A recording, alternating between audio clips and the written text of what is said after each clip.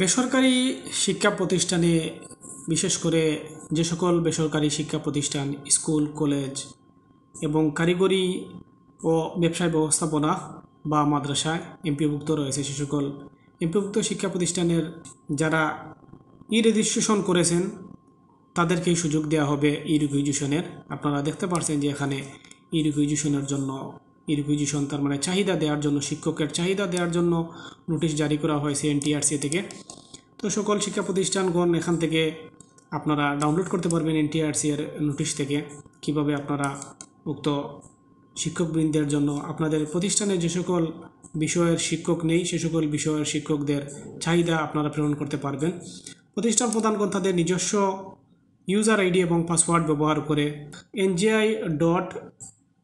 ngi.teletalk.com.bd অথবা NTRC এর website www.ntrca.gov.bd তে লগ ইন করে আপনারা ই রিকুইজিশন অপশনে ক্লিক করে শিক্ষকের চাহিদা দিতে পারবেন। বিশেষ করে যারা এখান থেকে আমরা দেখতে পাচ্ছি যে ই রেজিস্ট্রেশন করেছেন, পূর্বে ই রেজিস্ট্রেশন করে না থাকলে আপনারা চাহিদা দিতে পারবেন না। ইতিপূর্বে যদি আপনারা ই রেজিস্ট্রেশন যেটা রয়েছে সেটা যদি আপনারা পূরণ করে থাকেন, আপনাদের গভর্নিং বডি সভাপতি এবং অধ্যক্ষ বা প্রধানের সিগনেচার সহ ছবি এবং আইডি দিয়ে যদি ই রেজিস্ট্রেশন সম্পন্ন করে থাকেন, তাহলে আপনারা যারা ই রেজিস্ট্রেশন সম্পন্ন করেছেন তারা ই রিকুইজিশন দিতে পারবেন, আর যারা সম্পন্ন করেনি তারা ই রিকুইজিশন দিতে পারবেন না। আশা করছি আপনারা বুঝতে পারছেন।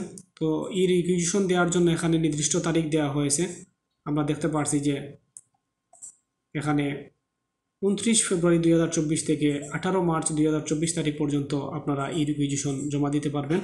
জমা দেওয়ার শেষ তারিখ, এখানে ফি জমা দেওয়ার শেষ তারিখ আমরা দেখতে পাচ্ছি যে 19 মার্চ 2024 তারিখ রাত 12টা পর্যন্ত।